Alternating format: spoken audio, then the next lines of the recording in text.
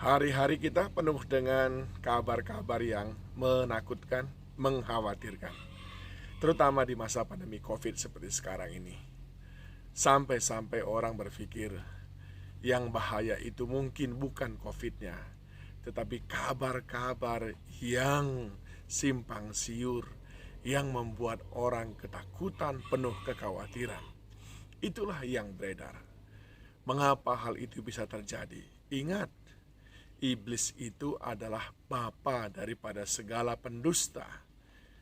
Itu hal yang pertama yang kita perlu betul-betul waspadai, bahwa iblis itu adalah bapa daripada segala pendusta. Yang kedua, panca indera kita itu sering sekali terbatas. Dia hanya bisa melihat, merasa dengan jangkauan yang sangat terbatas. Oleh sebab itu sering sekali informasi yang diserap oleh panca indera kita bukan informasi yang sebenarnya. Sebab sering sekali ada kebenaran di balik berita yang kita dengar, yang mestinya harus digali baru kita bisa memahaminya.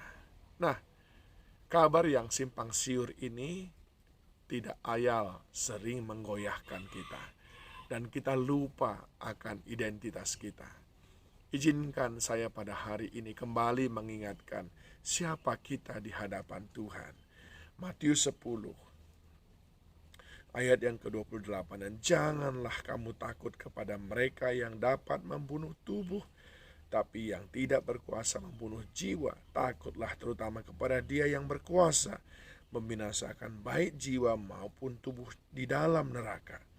Bukankah burung pipit dijual 2 ekor seduit, namun seekor pun daripadanya tidak akan jatuh ke bumi di luar kehendak Bapamu. Dan kamu, rambut di kepalamu pun terhitung semuanya. Sebab itu janganlah takut, karena kamu lebih berharga daripada banyak burung pipit. Kebenaran yang pertama, God is in control. Tuhan pegang kendali atas kehidupan kita. Kebenaran yang kedua, engkau berharga di matanya. Engkau jauh lebih berharga di matanya. Bahkan burung pipit yang tiada berharga di mata manusia pun dipelihara Tuhan dengan sedemikian baik. Bukankah di dalam Mazmur 55 dikatakan, serahkan semua khawatirmu kepada Tuhan, maka Ia akan memelihara engkau. Tidak untuk selama-lamanya dibiarkannya orang benar itu goyah. Yang ketiga, semua yang kita alami sekarang ini adalah sementara saja. Sementara saja. Dengar baik-baik. God is in control. Tuhan pegang kendali. Tidak ada yang terjadi sekarang di luar daripada kendalinya. Sehelai rambutmu pun tidak akan jatuh kalau bukan Dia yang memerintahkan. Daun tidak jatuh kalau bukan atas kehendaknya. Engkau tidak akan jatuh kalau bukan atas sepengetahuan Dia.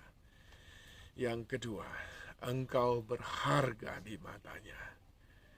Jauh lebih berharga daripada burung pipit. Bahkan di dalam Ulangan 32 ayat yang ke-10 dikatakan bahwa kita adalah biji mata Tuhan.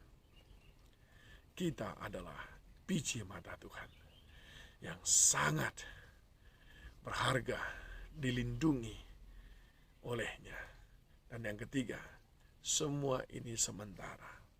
Semua sementara. Tahukah saudara, kalau saudara punya anak, mungkin saudara punya anak kesayangan, saudara sering juga memberikan dia kesulitan dengan maksud mendidik dia, tapi tidak untuk selamanya, untuk sementara.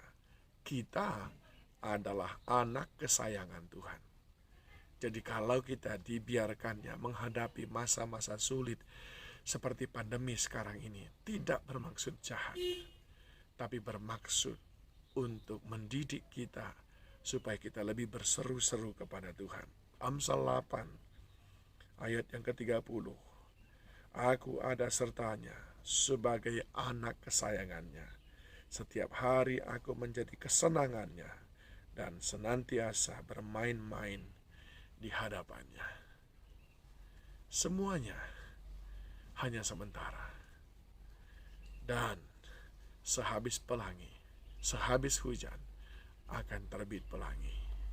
Dan di ujung jalan sana ada air yang tenang dan rumput yang hijau. Jangan terkecoh dengan si pendusta. Jangan terkecoh dengan perasaan-perasaan apa yang kita dengar, apa yang kita lihat yang sangat terbatas ini. Di alam roh, Allah bekerja untuk mendatangkan kebaikan kepada kehidupan orang yang sangat dicintainya, yang disebutnya sebagai lebih berharga daripada burung pipit, yang disebutnya sebagai biji matanya, yang disebutnya sebagai anak kesayangannya, yaitu saudara dan saya. Tuhan Yesus memberkati.